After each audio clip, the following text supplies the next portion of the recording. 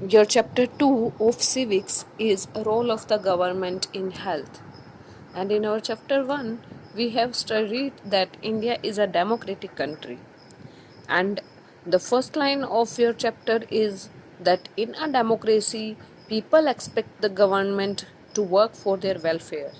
और एक democratic country में लोग गवर्नमेंट से ये हेल्प करते हैं कि वो उनकी भलाई के लिए काम करें। और ये भलाई के काम क्या हो सकते हैं कि provision of education, health, employment means jobs, housing और the development of roads, electricity etcetera. In this chapter, we shall examine the meanings and problems related to health. इस चैप्टर में हम हेल्थ का मीनिंग और उससे रिलेटेड प्रॉब्लम्स के बारे में पढ़ेंगे। आप इस चैप्टर में आगे दी गई सब हेडिंग्स को देखिए। सब headings means topics given in the chapter. And in what ways do you think this topic is related to the work of government. और जितने भी टॉपिक्स आपको इस चैप्टर में दिए गए हैं, आप कैसे कह सकते हैं कि ये सभी गवर्नमेंट के वर्क से जुड़े हुए हैं। At first a collage is given you on these both pages, in which you can see so many pictures and a lady is bringing water and an ambulance, a medical doctor's team, and a picture of slum area and a barber cutting hair of a child and some children playing. These all pics shows that these are the work of government. ये government ही है जो इन सभी facilities को provide करती है। Clean drinking water को provide करना, medical facility provide करना और स्लम एरिया जो गंदी बस्तियां हैं उनकी सफाई करना। मतलब सभी के सभी जो डेमोक्रेटिक कंट्री में जो ये वर्क हैं, जो आप फर्स्ट पेज पे भी कोलाज में देख सकते हैं, ये फर्स्ट पेज पर भी आपको दिया गया है सेम चीज़ कि वाटर फैसिलिटी प्रोवाइड करना और एक लेडी कुकिंग कर रही है, प्रिपेयरिंग फूड। तो गरीबों को सही रेट पे, कम रेट पे जो है ग्रेन्स प्रोवाइड करना और हॉस्पिटल्स प्रोवाइड करना ट्रीटमेंट के लिए, गवर्नमेंट हॉस्पिटल्स गरीबों के लिए, और facilities of selling vegetables means कि सभी लोगों को इंडिया में लोगों को कम रेट पे, उचित रेट के ऊपर फूड प्रोवाइड करना, जिसमें वेजिटेबल्स, ग्रेन्स, फ्रूट्स आपके सब आ जाते हैं। तो गवर्नमेंट ही सभी चीज़ों के दाम जो है, प्राइस है, वो फिक्स करती है कि कितने रुपए का ये होना चाहिए, इससे ऊपर नहीं होना चाहिए, वरना सब लोग अपनी मनमानी करने लगेंगे बेचने के लिए। और चलिए हम चलते हैं अपने सेकंड टॉपिक पर, जो है व्हाट इज़ हेल्थ। हेल्थ क्या है? Health means our ability to remain free of illness and injuries. Health का मतलब है हम बीमारियों से और इंजरीज मतलब किसी चोट से अगर बचे रहें तो हम हेल्दी हैं। But health isn't only about disease. पर हेल्थ सिर्फ डिजीज़ ही नहीं है। You may have but health isn't only about disease. पर हेल्थ जो है वो सिर्फ बीमारियों से ही रिलेटेड नहीं है कि अगर हम बीमार हैं तभी हम अनहेल्दी हैं। You may have associated only some of the situations in the above collage with health. इस कोलाज में आपको बहुत सारी सिचुएशंस नज़र आ रही हैं जिसमें जो सभी की सभी हेल्थ से जुड़ी हुई हैं। अगर हमें क्लीन ड्रिंकिंग वाटर प्रोवाइड नहीं होगा तो हम बीमार पड़ जाएंगे। अगर हमारे आसपास के एरियाज साफ़ नहीं होंगे, सराउंडिंग्स क्लीन नहीं होगी, तो भी हम बीमारियां हमको घेर लेंगी। तो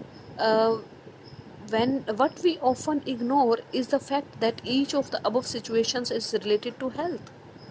Apart from disease, we need to think of other factors that affect our health.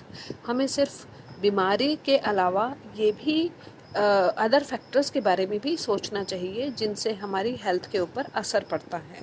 For example, If people get clean drinking water or a pollution free environment, they are likely to be healthy. अगर लोगों को clean drinking water मिले और pollution free environment मिले तो वो healthy रहेंगे.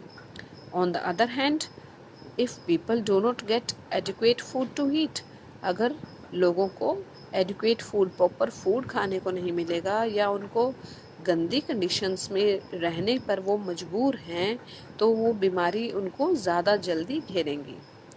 All of us would like to be active and in good spirits in whatever we may be doing. हम सब एक्टिव रहना और जो भी हम काम करते हैं उसमें हम उसमें जी जान से, उसमें गुड स्पिरिट से उसको काम करना पसंद करते हैं. It isn't healthy to be dull, inactive, anxious or scared for long stretches of time.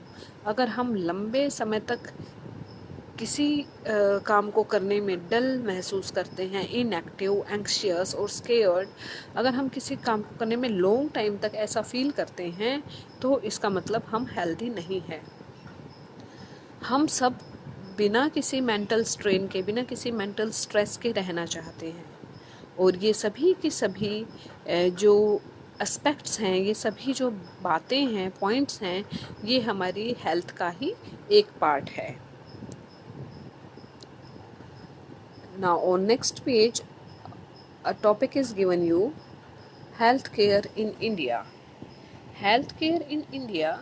Let us examine some of the aspects of healthcare in India. Compare and contrast the situation expressed in the first and second column. यहाँ आपको दो columns दिए गए हैं इस pink box में, and in this column you have given at one side, in the first column, positive points of medical facilities in India are given, and in the second column negative aspects are given. आपको ऊपर left side में blue lines में लिखा हुआ नज़र आ रहा है, can you provide a title to this columns. ये टॉपिक पढ़ने के बाद आपको ऊपर जो इनका ब्लैंक दिया गया है, टाइटल नहीं दिया गया है इन बॉक्सेस का, तो आपको इसको फिल करना है. Let us start from the first column, first point. India जो है वर्ल्ड में सबसे ज़्यादा मेडिकल कॉलेजेस इंडिया में हैं और यहाँ पे सबसे ज़्यादा डॉक्टर्स जो हैं वो प्रोड्यूस करता है. सबसे ज़्यादा डॉक्टर्स इंडिया से प्रोड्यूस होते हैं per year. Approximately more than 30,000 new doctors qualify every year. हर साल लगभग 30,000 से ज़्यादा नए डॉक्टर्स जो हैं वो हर साल एग्ज़ाम क्लियर करते हैं.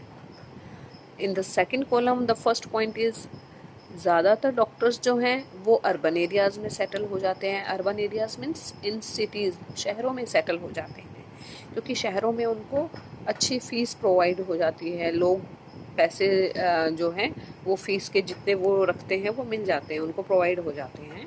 And people in rural areas have to travel long distances to reach a doctor. और जो गाँवों में जो लोग हैं उनको अपने ट्रीटमेंट के लिए शहरों तक, दूर तक आना पड़ता है.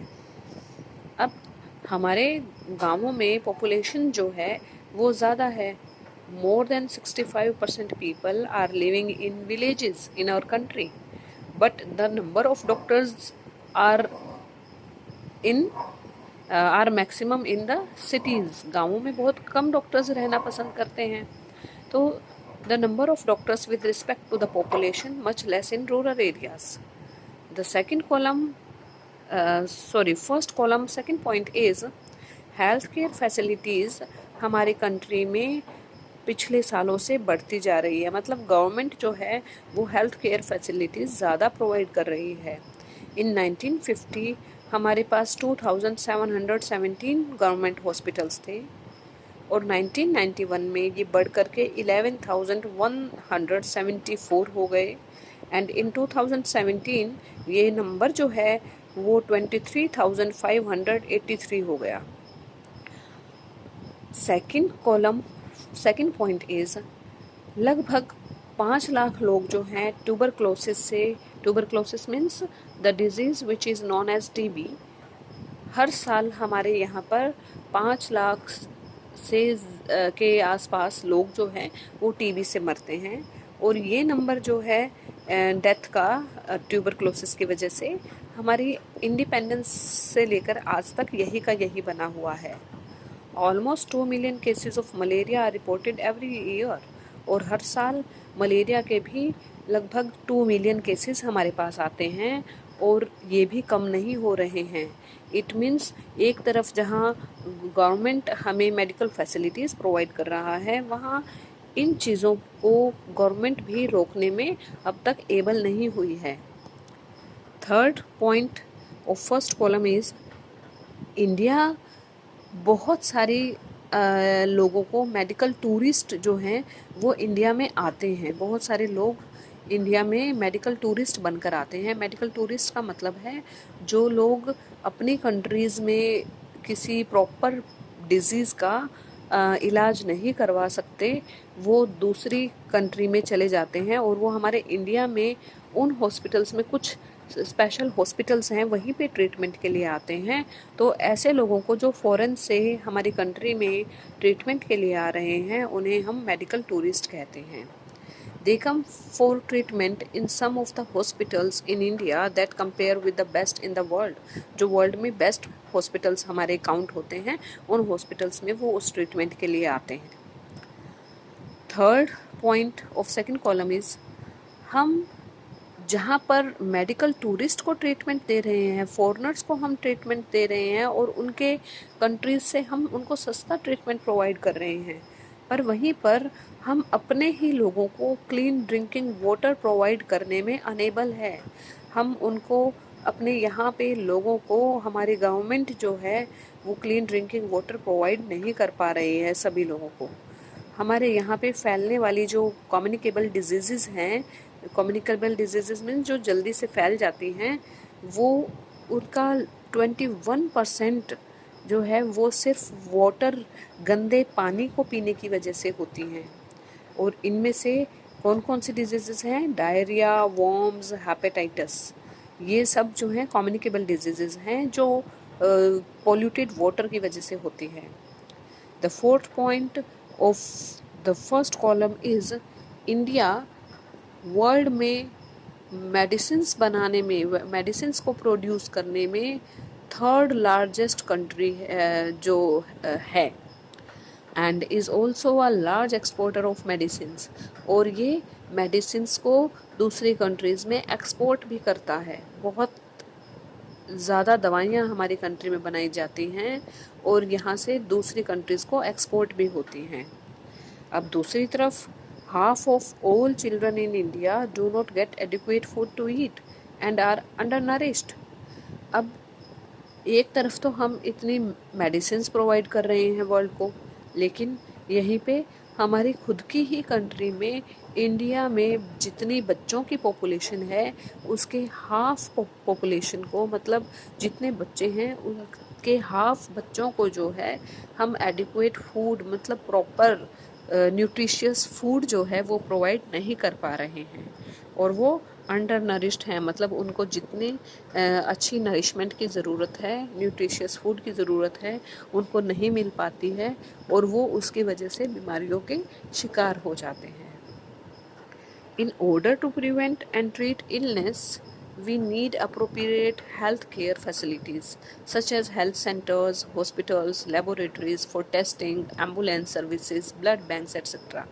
अब इन बीमारियों को रोकने के लिए और बीमारियों को ट्रीटमेंट करने के लिए हमें जिन हेल्थ केयर फैसिलिटीज़ की ज़रूरत होती है उनमें हमारे हेल्थ सेंटर्स आ जाते हैं, हॉस्पिटल्स, टेस्ट करने के लिए लेबोरेटरीज़, एम्बुलेंस सर्विसेज प्रोवाइड करना, ब्लड बैंक जहाँ से हम ब्लड ले सकते हैं, ये सभी आ जाते हैं। और इन सभी चीज़ों को रिक्वायर्ड केयर की ज़रूरत पड़ती है, and services that patients need, और उन सभी सर्विसेज को इनको प्रोवाइड करना पड़ता है जो पेशेंट्स की ज़रूरत होती है।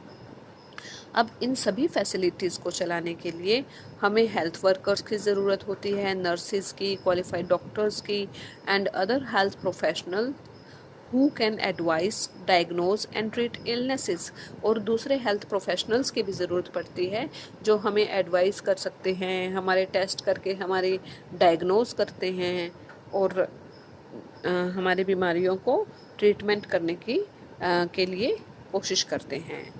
We also need the medicines and equipment that are necessary for treating patients.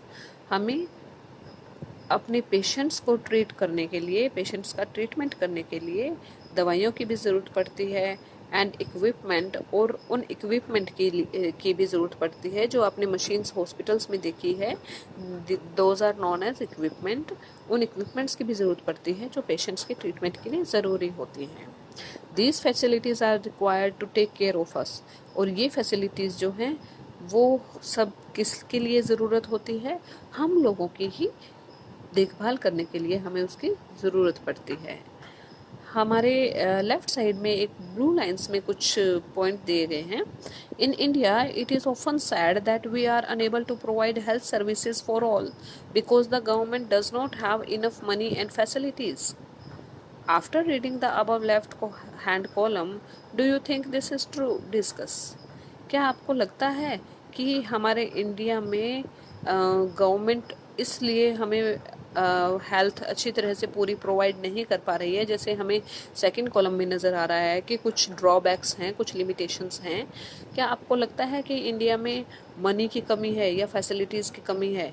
एक तरफ जहां हमें फर्स्ट कॉलम पॉजिटिव पॉइंट्स दिखाता है कि हमारे पास शायद काफ़ी पैसा होगा, लेकिन वहीं सेकंड कॉलम हमें दिखाता है कि हमारे पास सचमुच में पैसे की कमी है।